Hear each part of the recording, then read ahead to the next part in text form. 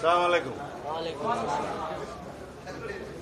আমরা আজকে যে কয়টা বিষয় নিয়ে আলাপ আলোচনা করেছি তার মধ্যে প্রথম বিষয় ছিল সংবিধানের মূলনীতি সংক্রান্ত, দ্বিতীয় বিষয় সাংবিধানিক এবং সংবিধিবদ্ধ প্রতিষ্ঠানের নিয়োগের জন্য একটা কমিটি সংক্রান্ত, আগে যেটা এনসিসি ছিল সেটার একটা নতুন। 3 নম্বর বিষয় ছিল প্রধানমন্ত্রীর নিয়োগ সংক্রান্ত, বাকি প্রধানমন্ত্রীর মেয়াদ সংক্রান্ত, বাকি বিষয়গুলো এজেন্ডায় থাকলেও আজকে আলোচনা হয়নি।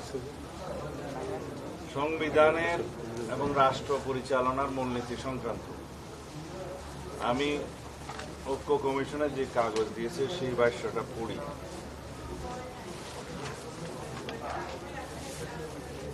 সংবিধানে রাষ্ট্র পরিচালনার মূলনীতি হিসেবে সাম্য, মানবিক মর্যাদা, সামাজিক সুবিচার, গণতন্ত্র এবং ধর্মীয় স্বাধীনতা ও সম্প্রীতি, এই কথাগুলো উল্লেখ থাকবে। কিসের সাথে? যারা ম্যান্ডেট প্রাপ্ত হবে সংবিধানের রাষ্ট্র পরিচালনার মূলনীতি কি নির্ধারিত হবে সেটা তাদের উপরে নির্ভর করবে। অর্থাৎ রাষ্ট্র পরিচালনার মূলনীতি সংক্রান্ত সংস্কার কমিশনের আগের যে প্রস্তাব ছিল সেই বিষয়গুলো এখন আর সেই জায়গায় নেই।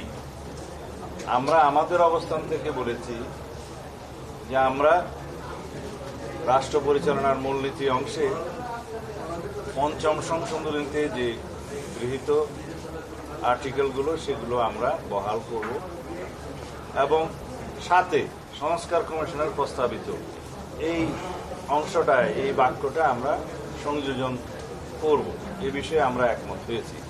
তবে এটা ঐক্যমত্য প্রতিষ্ঠা হয় নাই, কারণ সংবিধানের প্রস্তাবনা এবং রাষ্ট্র পরিচালনার মূলনীতিতে আপনারা জানেন রাষ্ট্র পরিচালনার মূলনীতি অংশে আর্টিকেল 8, 9, 10 এবং 12 সম্পর্কিত যেই প্রস্তাবটা আগে ছিল সেই প্রস্তাবে অংশে আমরা পঞ্চম সংশোধনীতে উল্লেখিত গৃহীত সেই আর্টিকেলগুলো প্রতিস্থাপন সহ এই অংশটি আমরা ধারণ করতে চাই। যেহেতু এই বিষয়ে কোনো ঐক্যমত্য প্রতিষ্ঠা হয় নাই, সেটা আজকের জন্য আবার পেন্ডিং রয়ে গেল। দ্বিতীয় বিষয় হচ্ছে আগে যেটা এনসিসি নামে আপনারা জানতেন, সেই এনসিসির ক্ষেত্রে আজকে একটি সংশোধিত প্রস্তাব সংস্কার কমিশনের পক্ষ থেকে উত্থাপন করা হয়েছে। তা হল সাংবিধানিক ও সংবিধিবদ্ধ প্রতিষ্ঠানের নিয়োগ কমিটি। ওনারা একটা কমিটির প্রস্তাব করেছেন, তার মধ্যে প্রধানমন্ত্রী, স্পিকার নিম্নকক্ষের, স্পিকার উচ্চকক্ষের, বিরোধী দলীয় নেতা, প্রধান বিরোধী দল ব্যতীত অন্যান্য বিরোধী দল সমূহের একজন প্রতিনিধি, রাষ্ট্রপতির প্রতিনিধি উইদিন ব্র্যাকেট আইনের মাধ্যমে নির্ধারিত যোগ্যতা সম্পন্ন, 7 প্রধান বিচারপতি কর্তৃক মনোনীত আপিল বিভাগের একজন বিচারপতি, 7 জন দাঁড়ায়। এই কমিটি সাংবিধানিক ও সংবিধিবদ্ধ প্রতিষ্ঠানের নিয়োগ সংক্রান্ত এবং অন্যান্য যে পাওয়ার অ্যান্ড ফাংশন আগে উদ্ধৃত ছিল তার মধ্যে 2টা বিষয় ওনারা বাদ দিয়েছেন। সেটা হচ্ছে 3 বাহিনী প্রধান এবং অ্যাটর্নি জেনারেলের নিয়োগ এই কমিটির আওতাভুক্ত থাকবে না। কিন্তু আমাদের কথা হলো, এই যে সংবিধানে নতুন একটা বডি বা নতুন একটা কমিটি সংযুক্ত করতে চাচ্ছেন, সেই বিষয়ে আমাদের পরিষ্কার কথা হলো, আমরা চাই রাষ্ট্রের সাংবিধানিক প্রতিষ্ঠান এবং সংবিধিবদ্ধ প্রতিষ্ঠানের মধ্যে সবগুলো নয়, আবার সংবিধিবদ্ধ প্রতিষ্ঠানের মধ্যে ওনারা উল্লেখ করেছেন দুর্নীতি দমন কমিশন এবং সাথে আবার মানবাধিকার কমিশনও উল্লেখ করা হয়েছে। স্থানীয় সরকার কমিশন যেটা উল্লেখ করেছে সেটা এখন বিদ্যমান নাই, এটার অস্তিত্ব নাই যদি হয়, এবং আইন দ্বারা নির্ধারিত অন্যান্য নিয়ম সেটাও উল্লেখ করেছে। এই বিষয়গুলোতে, এই কমিটিগুলোতে, এই প্রতিষ্ঠানগুলোতে নিয়োগের জন্য এই কমিটি দ্বারা প্রেসক্রাইব করেছে। এখানে আমাদের বক্তব্য হলো, রাষ্ট্রে সাংবিধানিক প্রতিষ্ঠানে নিয়োগের জন্য যে সমস্ত সাংবিধানিক প্রতিষ্ঠানের জন্য বিদ্যমান আইন রয়েছে তার মধ্যে সংস্কার করা হোক এবং ওইখানেই সার্চ কমিটিগুলো নির্ধারণ করে দেওয়া হোক, যেখানে নির্বাহী বিভাগের প্রভাবমুক্ত হয়ে সেই সাংবিধানিক প্রতিষ্ঠানসমূহের আইনে নিয়োগের ব্যবস্থা থাকে। এবং সেখানে আমাদের এডিশনাল বক্তব্য হলো সেই প্রতিষ্ঠানগুলোর জবাবদিহিতা এবং স্বচ্ছতা বজায় রাখার জন্য সেই আইনে বিধান থাকতে হবে। অ্যাকাউন্টেবিলিটি এবং আমাদের সব জায়গাতে আমরা এই বিষয়টা উল্লেখ করি, যে সমস্ত সাংবিধানিক প্রতিষ্ঠান এবং অন্যান্য প্রতিষ্ঠানে জবাবদিহিতা নিশ্চিত করতে হবে, ট্রান্সপারেন্সি নিশ্চিত করতে হবে, সেই বিধানগুলো ওখানে সংযুক্ত হবে। তাহলে সেই আইনগুলো যদি আমরা স্ট্রেনথেন করি, ওখানে সার্চ কমিটিগুলো যদি আমরা সেইভাবে নির্ধারণ করি, সেই আইনগুলোকেই আমরা প্রণয়ন করতে পারি। সেই হিসাবে যে সমস্ত সাংবিধানিক প্রতিষ্ঠান এবং সংবিধিবদ্ধ প্রতিষ্ঠান যেগুলো রিলেটেড এটার সাথে, সেগুলোর আইন না থাকলে আইন করা, যেগুলো বিদ্যমান আইন আছে সেখানে সংস্কার করা। এইভাবেই রাষ্ট্রের মধ্যে একটা check and balance, power check and balance হবে। এবং আমরা তার সাথে এটাও যুক্ত করেছি, যেহেতু কেয়ারটেকার সরকার ইনপ্লেস হয়েছে যে নামে হোক, সেই কেয়ারটেকার সরকারের অধীনে স্বাধীন নির্বাচন কমিশন যদি স্বাধীনভাবে নির্বাচন পরিচালনা করে এবং জুডিশিয়ারির কমপ্লিট ইন্ডিপেন্ডেন্স আমরা এনশিওর করতে পারি এবং ফ্রিডম অফ প্রেস যদি এনশিওর করতে পারি, আর অন্যান্য যেগুলো রিলেটেড দুদক সহ অন্যান্য প্রতিষ্ঠানগুলোকে যদি আমরা শক্তিশালী করতে পারি, এইখানেই গণতন্ত্রের রক্ষা কবচ হিসেবে তারা কাজ করবে। এবং গণতন্ত্রের রক্ষা কবচ ছাড়া, এই সমস্ত প্রতিষ্ঠান ছাড়া গণতন্ত্র কখনো শক্তিশালী হবে না। আর যদি ফ্রিডম অফ প্রেস যে দেশে বেশি, সেই দেশে আপনারা জানেন গণতন্ত্র শক্তিশালী হয়, সেটা ক্রমান্বয়ে শক্তিশালী হয়ে উঠছে এবং independence of freedom of press আমরা দেখতে পাচ্ছি আরও গ্রাজুয়ালি সেটা ইমপ্রুভ করবে বলে আমরা বিশ্বাস করি। এগুলো না করে শুধুমাত্র নির্বাহী বিভাগকে ক্ষমতা কমিয়ে, নির্বাহী বিভাগের ক্ষমতাকে সব জায়গায় কার্টেল করে একটা সুষ্ঠু সরকার পরিচালনা, রাষ্ট্র পরিচালনা কখনো সম্ভব হয় না। আমরা যদি সবসময় মাথায় রাখি যে এক ব্যক্তি স্বৈরাচার হয়েছিল, সেই জন্য নির্বাহী বিভাগকেই দুর্বল করতে হবে এবং লেজিসলেচারকে, সংসদকে দুর্বল করতে হবে, এই আইডিয়া থেকে আমাদের বেরোতে হবে। আমরা একটা নতুন যাত্রা শুরু করেছি, সেই জন্য আমরা সংস্কার প্রস্তাব দিয়েছি অনেক আগেই, এবং সেই সংস্কার কমিশনগুলো পরে গঠিত হয়েছে এই সরকার আসার পরে। আমাদের সংস্কার প্রস্তাব আরো অনেক আগে দেয়া হয়েছে 31 দফা। তার আলোকে আমরা রাষ্ট্রের রাষ্ট্র কাঠামো, গণতান্ত্রিক সংস্কার, সংবিধানের গণতান্ত্রিক সংস্কারের মধ্য দিয়ে রাষ্ট্রে একটি ভারসাম্যমূলক রাষ্ট্রীয় ব্যবস্থা এবং সরকার ব্যবস্থা আমরা প্রতিষ্ঠা করতে চাই, যার মধ্য দিয়ে দেশের অর্থনৈতিক মুক্তি হবে, যার মধ্য দিয়ে গণতন্ত্র শক্তিশালী হবে এবং আমরা সেই গণতান্ত্রিক কালচার, এই সংস্কৃতিগুলো চর্চার মধ্য দিয়ে সামনে আরো বেশি গণতান্ত্রিক প্রতিষ্ঠানগুলো আরো শক্তিশালী হবে। এটা হলো আমাদের বক্তব্য। সুতরাং আমরা এই বিষয়ের সাথে একমত হতে পারিনি এই কমিটি সংক্রান্ত। আমরা বলেছি আইনগুলো প্রণয়ন করা হোক, সংস্কার করা হোক, শক্তিশালী করা হোক। 3 নম্বর বিষয় প্রধানমন্ত্রীর মেয়াদ সংক্রান্ত।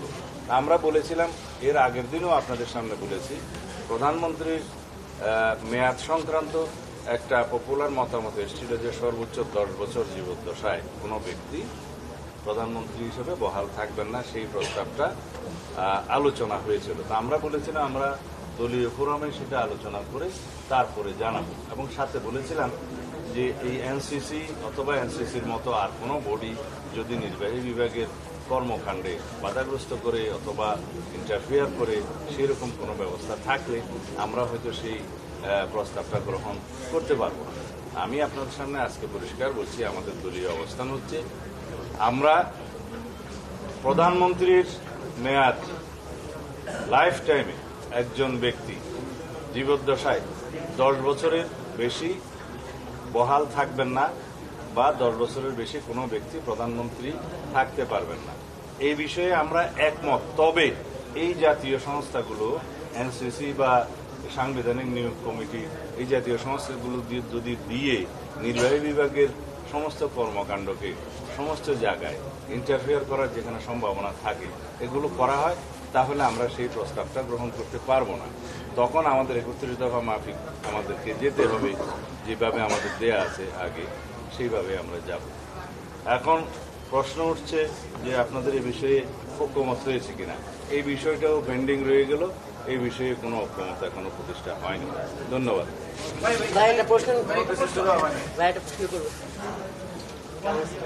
ভাইয়া ওই এখন নির্বাচন কমিশন তাহলে ওই সংবিধান অনুসারে মানে 118 সেটা রাষ্ট্রপতি নিয়োগ দেবে।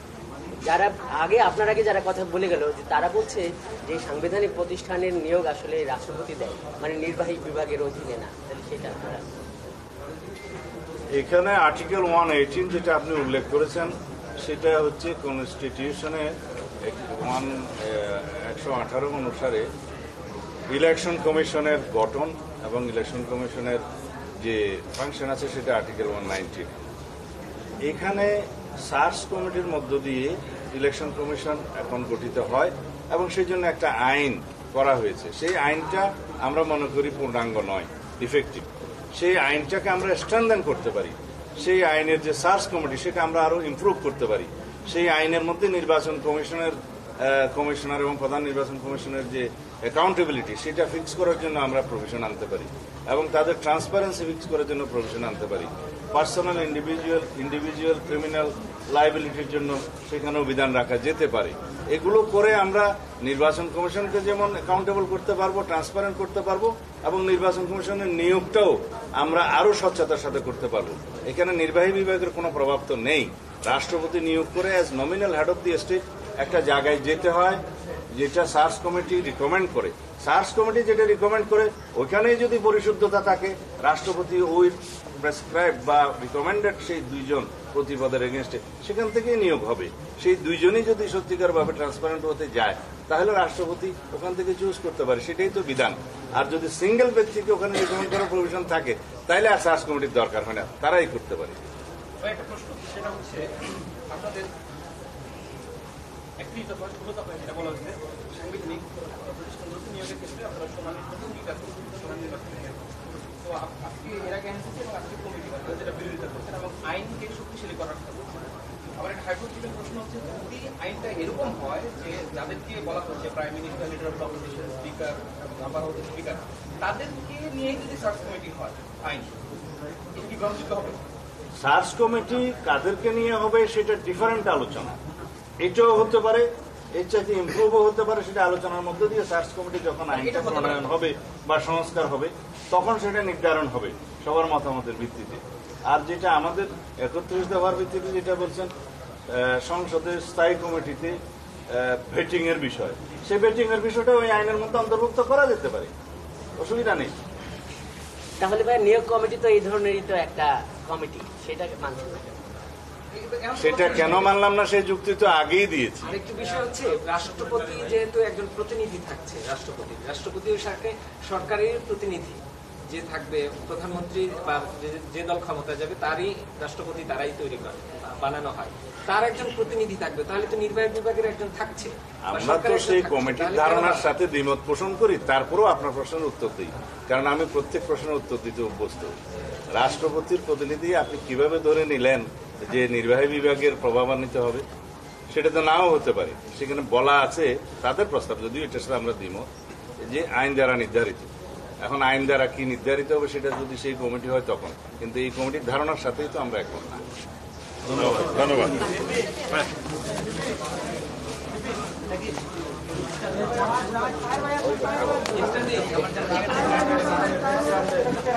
জামাত ইসলামীকে চাই।